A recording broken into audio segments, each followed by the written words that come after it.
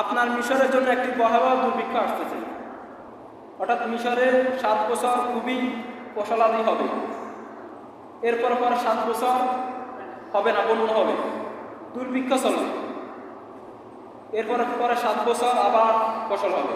অর্থাৎ তিনি 3-21 বছরের রোড ম্যাপ দিলেন যে আপনার মিশরে এই অবস্থা।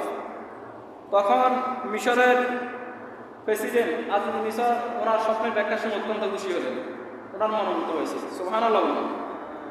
এক পর্যায়ে এসে বলতে লাগলো, হে ইউসুফ, ইস্তাখলিসু নাফসি, আমি তোমাকে আমার পার্সোনাল সেক্রেটারি বানাতে চাই, অর্থাৎ আমি তোমাকে মিশরের প্রধানমন্ত্রী বানাতে চাই।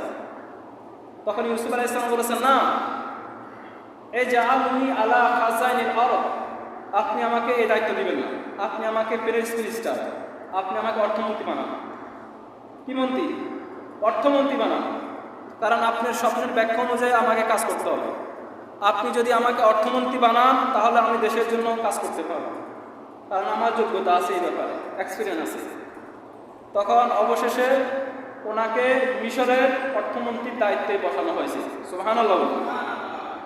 যখন ইউসুফ আলাইহিস সালাম মিশরের প্রধানমন্ত্রী হলেন, অর্থমন্ত্রী হলেন, এরপরে ইউসুফ আলাইহিস সালাম 7 বছর কী করলেন, যে গম চাষ হয়, খাদ্য চাষ হয়, এগুলাকে গুদাম করলেন। এরপরে যখন পরে 7 বছর বন্যা শুরু হয়ে গেল, এই বন্যা শুরু হওয়ার কারণে মিশরের যত এলাকা আছে সব জায়গায় দুর্ভিক্ষ, মানুষ না খেয়ে মারা যাচ্ছে। তার যে ছোট্টবেলা সময় কাটিয়েছে কেনান, কোথায়?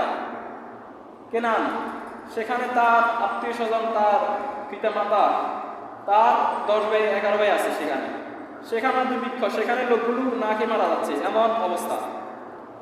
সেখানে তারা শুনেছে মিশরে নাকি একজন অর্থমন্ত্রী রয়েছে, সে খুবই মেহেরবান, সে সবাইকে অল্প কিছু টাকার বিনিময়ে গম দিচ্ছে, খাদ্য দিচ্ছে।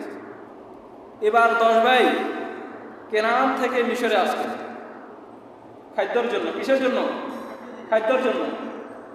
10 ভাই যখন মিশরে আসলেন খাদ্যর জন্য, যখন ইউসুফ আলাইহিস সালামের সাথে দেখা করল, ইউসুফ আলাইহিস সালাম তার 10 ভাইকে চিনে ফেললেন।